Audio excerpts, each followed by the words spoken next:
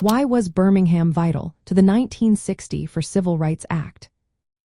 Why was Birmingham so important to the Civil Rights Act of 1964?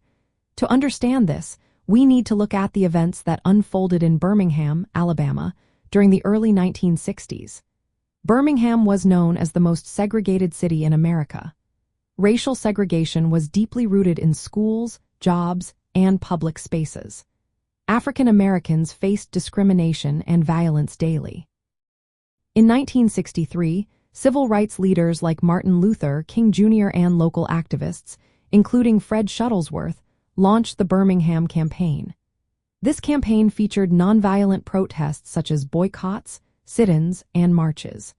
A key part of the strategy was involving many black students in these protests.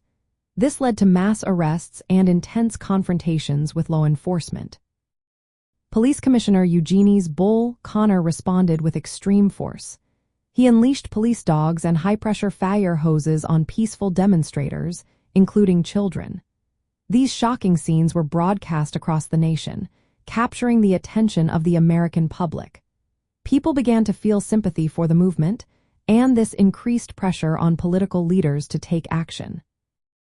The media coverage of the violence in Birmingham shifted public opinion, especially in the northern states.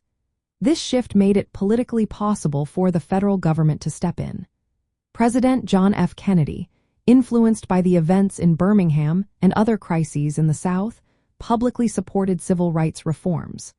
He called for comprehensive legislation to end segregation and discrimination.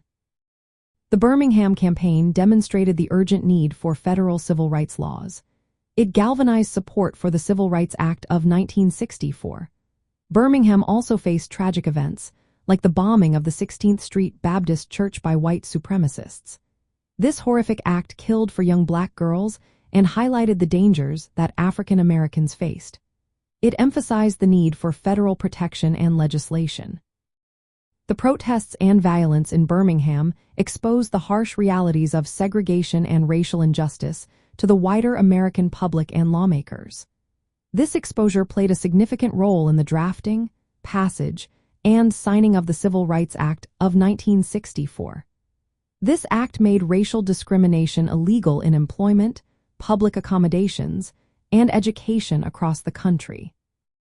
Birmingham was vital to the Civil Rights Act of 1960 because the protests and the violent responses they provoked brought national awareness to the fight against segregation.